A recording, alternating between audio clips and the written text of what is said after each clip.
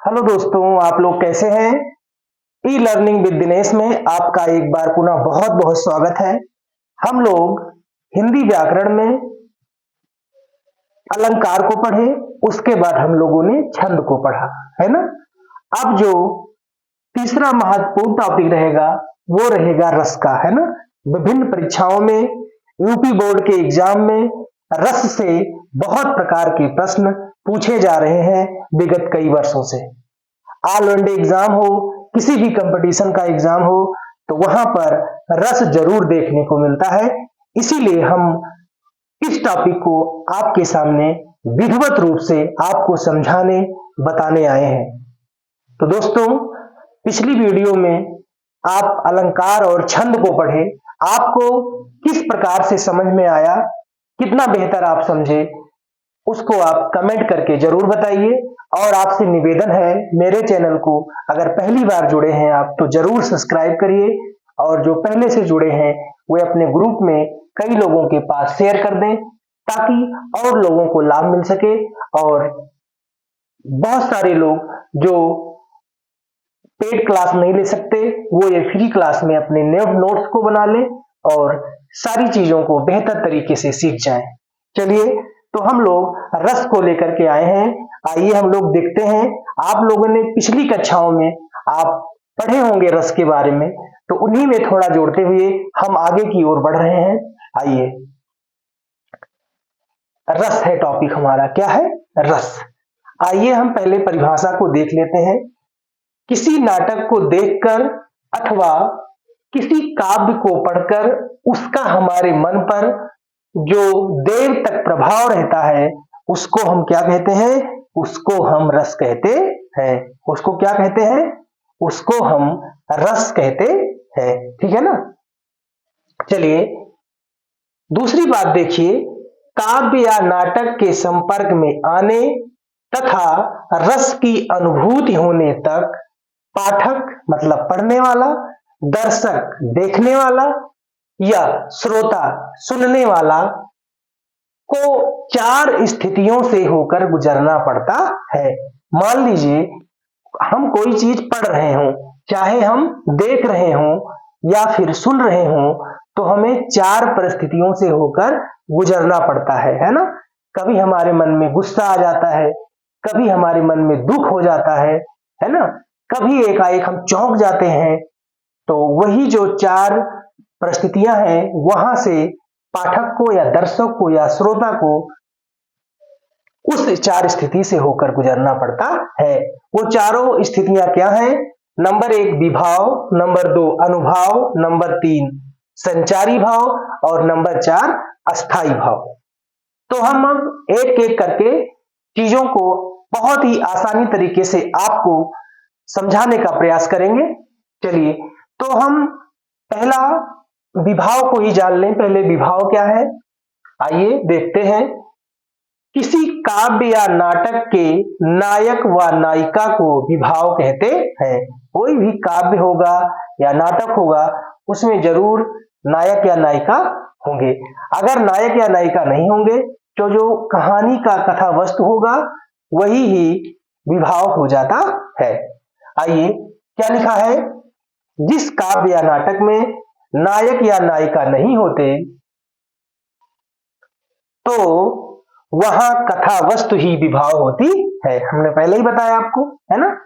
अगर नायक नायिका है तो वही क्या है? विभाव। अगर नायक नायिका नहीं है काव्य में, नाटक में, तो वहां जो कथा वस्तु होगा वही क्या हो जाएगा? वही विभाव हो जाएगा। आइए, तो हम लोग अब विभाव जान गए। चलिए, अनुभाव क्या है?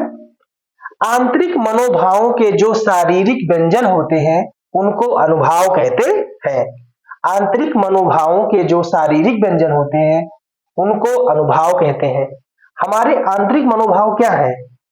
वही कि कभी हम प्रसन्न हो जाते हैं, एकाएक चिल्लाने लगते हैं, एकाएक हमारे अंदर हमारे बॉडी से पसीना गिरने लगता है चीजों को देख करके, या कहीं हम जा रहे हैं, कोई घटना हमारे सामने घट जाए, है ना, तो ये हमारे क्या है? शरीर के अंदर के मनोभाव है। तभी हम एकाएक बहुत प्रसन्न हो जाते हैं। तो ये इस चीज को ही हम लोग क्या कहते हैं? अनुभाव कहते हैं। क्या कहते हैं? अनुभाव। अनुभाव जो होता है वो 4 प्रकार का होता है। कितने प्रकार का? 4 प्रकार का। अनुभाव 4 प्रकार का होता है। नंबर 1 कायिक अनुभाव, नंबर 2 वाचिक अनुभाव, नंबर 3 सात्विक अनुभाव, और ये नंबर 4 है आहार्य अनुभाव, है ना। अनुभाव 4 प्रकार का होता है। जैसे कायिक अनुभाव दिया है। कायिक माने, काया माने शरीर, शरीर को देख करके जो हमारे अंदर, शरीर को देख करके या फिर शरीर के द्वारा जो हम प्रकट करें उसको हम क्या कहते हैं? कायिक अनुभव। वाचिक मतलब बोलकर, वाचिक माने बोलकर, बोलकर जो हम व्यक्त करें उसको क्या कहते हैं? वाचिक अनुभव। सात्विक जो हमारे शरीर की क्रियाओं के अंदर होते हैं, शारीरिक क्रिया है ये। जैसे हमारा स्वेद हो गया, स्वेद मतलब पसीना, प्रकंप कांपना, मूर्छा, ये लोग शारीरिक क्रियाएं हैं। चलिए आहार माने, आहार माने होता है वेशभूषा। क्या होता है? वेशभूषा। किसी के हम वेशभूषा को देख करके हमको हंसी आए या फिर हम दुख में आ जाए तो उसको हम आहार अनुभव कहते हैं। आप लोग इसका स्क्रीनशॉट लीजिए, है ना। इस पहले स्क्रीनशॉट ले लीजिए आपको, आप सभी इसको स्क्रीनशॉट लीजिए। फिर हम अभी एक एक करके कायिक अनुभव, वाचिक अनुभव, सात्विक अनुभव और आहार्य अनुभव की चर्चा करेंगे बहुत ही विस्तृत तरीके से और आसान भाषा में। आप स्क्रीनशॉट लीजिए। चलिए अब हम एक एक को बहुत ही विधिवत तरीके से पढ़ते हैं। हमने पिछली ही वीडियो में बताया था कायिक अनुभव के बारे में, है ना। देखिए फिर से देखते हैं कायिक अनुभव। कायिक माने क्या होता है? शरीर। काया माने शरीर, शरीर के माध्यम से, शरीर के माध्यम से। वाचिक बोलकर, है ना। चलिए आहार मतलब होता है वेशभूषा। क्या होता है? वेशभूषा के माध्यम से। और ये जो है ये शारीरिक, शारीरिक बदलाव है जिन पर हमारा नियंत्रण नहीं होता। चलिए पहले हम देखते हैं कायिक अनुभव। अंग संचालन के द्वारा अपने भावों को व्यक्त करना क्या कहलाता है? कायिक अनुभव कहलाता है। ठीक है ना, अंग संचालन के द्वारा। ठीक है, जैसे बुला लिए या फिर ऐसे इशारा कर दिए या फिर ऐसे इशारा कर दिए, नहीं नहीं, तो इसको हम क्या बोलते हैं? कायिक अनुभव। क्या बोलते हैं? कायिक अनुभव। चलिए वाचिक अनुभव क्या है? जब हम बोलकर अपने भावों की अभिव्यक्ति करते हैं तो उसे वाचिक अनुभव कहते हैं। जब हम बोल करके, कभी हम गुस्से में बोलेंगे, कभी प्यार से बोलेंगे, तो सब क्या है? ये है वाचिक अनुभव, है ना। जहां बोलने के तरीके से हमें पता चले तो उसको क्या कहते हैं? उसे हम वाचिक अनुभव कहते हैं। आइए फिर हम अब सात्विक अनुभव कहते हैं। किसको कहते हैं इसको जानिए।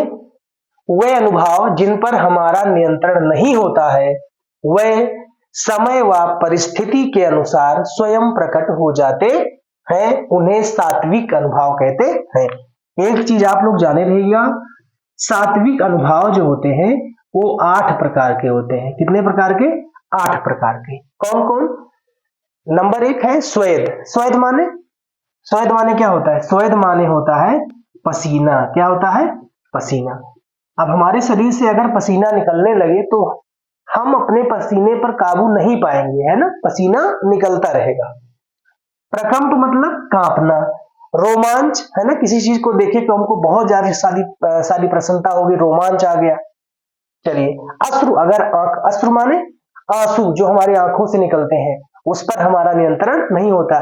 किसी घटना को देखकर या सुनकर या खुशी के मारे हमारे आंसू निकलने लगते हैं और वो हम चाहें कि रोक लें तो जल्दी वो रुकते नहीं है। मूर्छा, आदमी मूर्छित हो जाए, बेहोश हो जाए।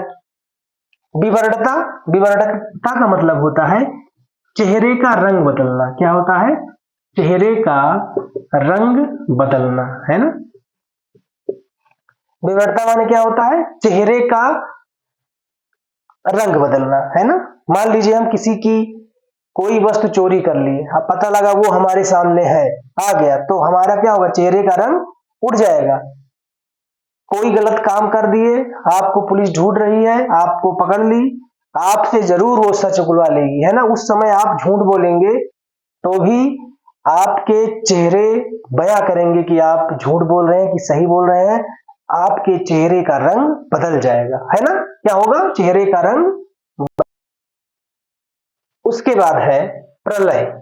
प्रलय का मतलब कोई ऐसी घटना हो जाए जिसको आप बर्दाश्त ना कर सकें, आप एकदम मूर्छित हो जाए, है ना, बेहोश हो जाए, आपकी जो इंद्रियां हैं वो शून्य हो जाए, कुछ काम ना करें, तो उसको हम क्या बोलते हैं? प्रलय। तो ये 8 प्रकार के होते हैं। कौन? सात्विक अनुभव। अंतिम क्या है? आहार्य अनुभव। आहार्य माने होता है वेशभूषा। वेशभूषा के माध्यम से भावों को व्यक्त करना क्या कहलाता है? आहार्य अनुभव कहलाता है। क्या कहलाता है? आहार्य अनुभव कहलाता है। समझ गए ना? क्या कहलाता है? आहार्य अनुभव कहलाता है। ठीक है ना। तो आप लोग इसका स्क्रीनशॉट लीजिए। अब जैसे आहार वेशभूषा, कोई ऐसा होता है कि विभिन्न प्रकार के कपड़े पहनना है, फटे कपड़े पहनना है, या फिर बहुत अलग मॉडल तरीके से पहना है, तो उससे हम देखते हैं, या फिर वो अपने भावों को व्यक्त करता है ना। एक बहरूपिया आता है, देख रहे हैं किस प्रकार से कपड़े को फाड़े रहता है, डिजाइन बनाए रहता है। तो जहां हम वेशभूषा के माध्यम से हमें पता चले चीजें और हमको आनंद की अनुभूति हो, उसे हम आहार्य अनुभव कहते हैं। वो क्या करता है? अपने कपड़ों से ही वो व्यक्त करता है ना। अपने भावों को उस कपड़े से ही व्यक्त करता है। तो आप लोग इसको पहले नोट करिए, स्क्रीनशॉट लेना ना भूलिए। चलिए, तो हम लोग जो है सीख गए क्या? अब हम लोग विभाव को पढ़े, फिर अनुभाव को पढ़े। अनुभाव के 4 प्रकार थे, कायिक, वाचिक और आहार्य और सात्विक। इन लोगों को हमने पढ़ लिया। जो मेन था वो 4 प्रकार का था। कौन कौन? जैसे कोई कहानी हम पढ़ रहे हैं या देख रहे हैं या सुन रहे हैं, तो हम लोग 4 परिस्थितियों से होकर हमें गुजरना पड़ता है ना। हमने बताया था वो चार परिस्थितियां कौन है? विभाव है, अनुभाव है, और संचारी भाव है, और अस्थाई भाव है। ये 4, जिनमें से हम लोग विभाव को पढ़े, फिर अनुभाव में भी 4 प्रकार था, उसको हम पढ़े। कौन कौन? कायिक, वाचिक, सात्विक और आहार्य। ठीक है ना। तो हम तीसरा पढ़ेंगे क्या? संचारी भाव, या फिर इसका दूसरा नाम है व्यभिचारी भाव, है ना। जैसा कि शब्दों से ही स्पष्ट है कि ये भाव जो होगा हमारे मन पर इसका बहुत ज्यादा देर तक प्रभाव नहीं रहेगा, वो आता जाता रहेगा, तो उसको हम क्या कहते हैं? संचारी भाव। आइए देख ही लेते हैं। वह भाव जिनका हमारे मन पर बहुत देर तक प्रभाव नहीं होता है, बल्कि वे आते जाते रहते हैं, उन्हें संचारी भाव कहते हैं। क्या कहते हैं? उसको संचारी भाव कहते हैं, है ना। संचारी भाव, आना जाना फिर आना, फिर आना, उसको ही क्या कहते हैं? उसको ही हम संचारी भाव कहते हैं। कोई भी दुख आया, कुछ टाइम बाद चला गया, मन हमारा दुखी हुआ, फिर से हम सुखी का अनुभव करने लगे, तो फिर ये सुख दुख ऐसे मन कभी दुखी हो जाए कभी सुखी हो जाए, तो उसको ही वो उस भाव को हम क्या कहते हैं? उस भाव को हम संचारी भाव कहते हैं। क्या कहते हैं? उसको हम संचारी भाव कहते हैं। एक चीज आप लोग नोट करिएगा, ये बहुत इंपॉर्टेंट पॉइंट है। हिंदी में कुल 33 संचारी भाव होते हैं। कितने होते हैं? हिंदी में कुल 33 संचारी भाव होते हैं। इस चीज को हमको नहीं भूलना है कि हिंदी में 33 संचारी भाव होते हैं। ठीक है ना। चलिए, अब हम चौथा जो है अंतिम, क्या है? अस्थाई भाव। क्या है? अस्थाई भाव। सब देख रहे हैं, अस्थाई मतलब एकदम बहुत देर तक जिसका प्रभाव रहे। वह भाव जिनका हमारे मन पर बहुत देर तक प्रभाव रहता है, उन्हें अस्थाई भाव कहते हैं। क्या कहते हैं? उनको हम अस्थाई भाव कहते हैं, और अस्थाई भाव को ही हम रस कहते हैं, है ना। क्या कहते हैं? अस्थाई भाव को ही रस कहते हैं। ठीक। तो आप लोग इसका स्क्रीनशॉट लीजिए, और जहां कहीं भी आपको समझ नहीं आया होगा, कमेंट के माध्यम से आप हमको बताइएगा। अब हम रस और अस्थाई भाव की चर्चा अगले वीडियो में करेंगे। अब हम लोग अपना बेस बना लिए हैं। अब धीरे धीरे एक एक करके सभी रसों को पढ़ने का कार्य होगा और मुझे आशा है कि आप लोगों को बहुत बेहतर तरीके से समझ में आ रहा होगा। चलिए, तो आप लोगों ने इसका स्क्रीनशॉट ले लिया होगा।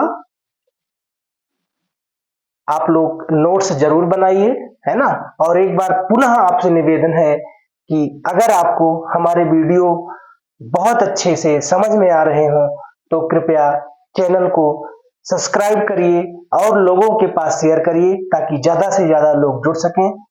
अब हम अगली वीडियो में आपको पुनः मिलेंगे। तब तक के लिए आपको बहुत बहुत धन्यवाद, बहुत बहुत धन्यवाद। नमस्कार, जय हिंद, जय भारत।